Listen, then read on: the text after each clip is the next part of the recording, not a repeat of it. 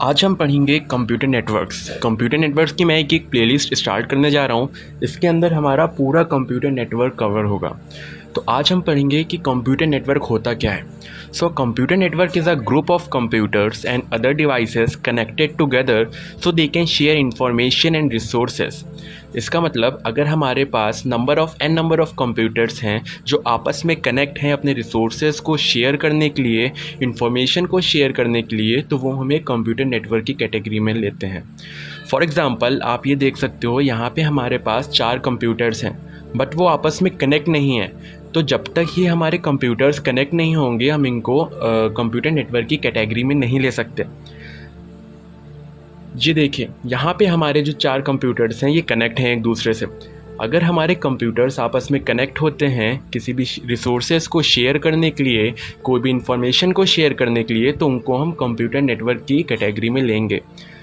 Just imagine it like a web where each point is computer or device that can send and receive messages from other point। यानी एक point से दूसरे point पे अगर हम कोई भी मैसेज को सेंड करते हैं या रिसीव करते हैं किसी नेटवर्क के थ्रू, तो वो हमारा कंप्यूटर नेटवर्क की कैटेगरी में आता है।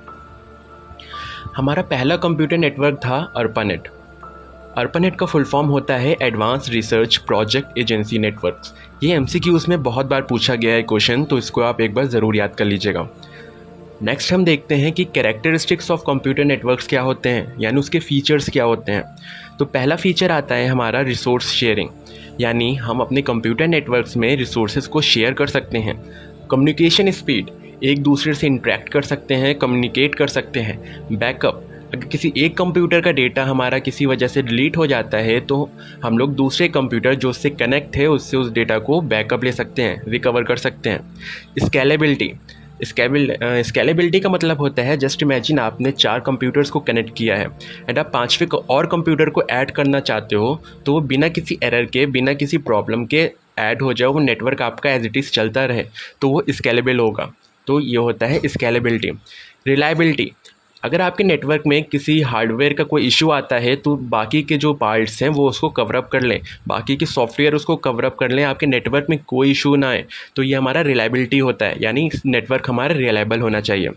सॉफ्टवेयर एंड हार्डवेयर शेयरिंग, हम सॉफ्टवेयर को शेयर कर सकते हैं, हार्डवेयर को शेयर कर सकते हैं। डैट मीन्स अगर आपका कोई नेटवर्क है एंड आपने जो उसका होस्ट है, जो मेन कंप्यूटर है, उसमें कोई सॉफ्टवेयर को इंस्टॉल किया है, तो जितने भी कंप्यूटर उससे कनेक्ट हैं उन सब में वो सॉफ्टवेयर इंस्टॉल हो जाएगा। आपको अलग अलग जाके हर कंप्यूटर में सॉफ्टवेयर को इंस्टॉल करने की ज़रूरत नहीं पड़ेगी। सिक्योरिटी, हाँ, हमारे नेटवर्क में कुछ सिक्योरिटी भी प्रोवाइड की जाती है जिससे हमारे नेटवर्क को अननोन पर्सन नहीं देख सकता, इंटरेक्ट नहीं कर सकता है डायरेक्ट। तो ये कुछ हमारे फीचर्स होते हैं कंप्यूटर नेटवर्क्स के। नेक्स्ट आते हैं नेटवर्क डिवाइसेस। हमारे कुछ डिवाइसेस होते हैं जिनके थ्रू हम लोग अपने नेटवर्क्स को बनाते हैं, like hub, switch, bridge, gateway, modem हमारा मॉड्यूलेटर एंड डीमॉड्यूलेटर होता है जो एनालॉग सिग्नल्स को डिजिटल सिग्नल्स में कन्वर्ट करने का काम करता है।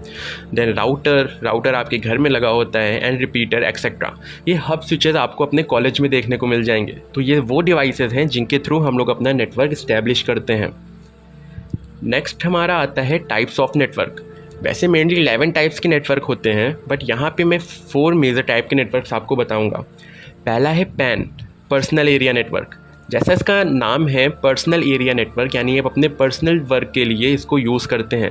फॉर एग्ज़ाम्पल आपने अपने लैपटॉप से कोई स्पीकर को कनेक्ट कर लिया, या फिर कोई स्पीकर को कनेक्ट कर लिया ब्लूटूथ के थ्रू, या किसी हेडफोन को कनेक्ट कर लिया, ईयरबड्स को कनेक्ट कर लिया, स्मार्ट वॉचेस को कनेक्ट कर लिया।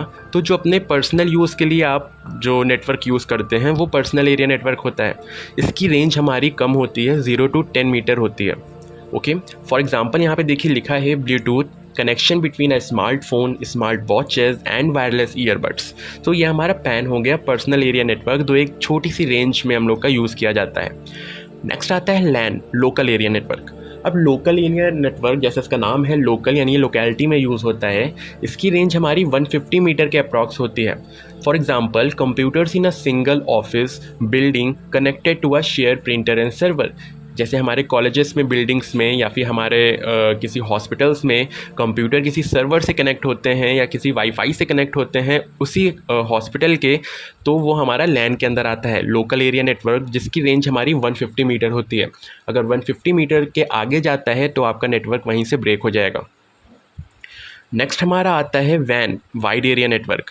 ये सबसे बड़ा नेटवर्क होता है wide area network, connect devices over large geographical area often spanning cities, countries और कॉन्टिनेंट्स। ये हमारे किसी भी सिटीज़ में, कंट्रीज़ में या किसी कॉन्टिनेंट में अगर हमें किसी नेटवर्क को इस्टेब्लिश करना है तो हम वाइड एरिया नेटवर्क का यूज़ करते हैं।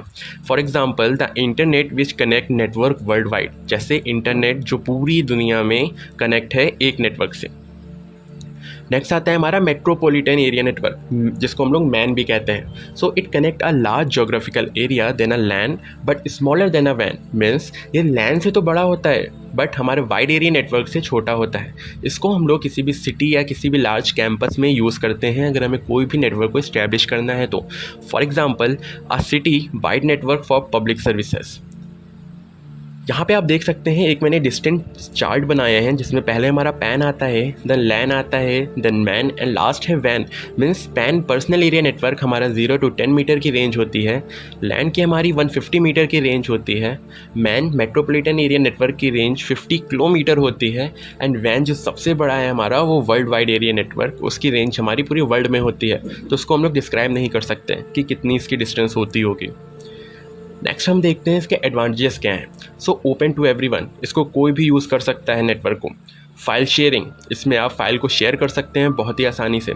सिक्योरिटी, ये हमें कुछ सिक्योरिटी भी प्रोवाइड करता है।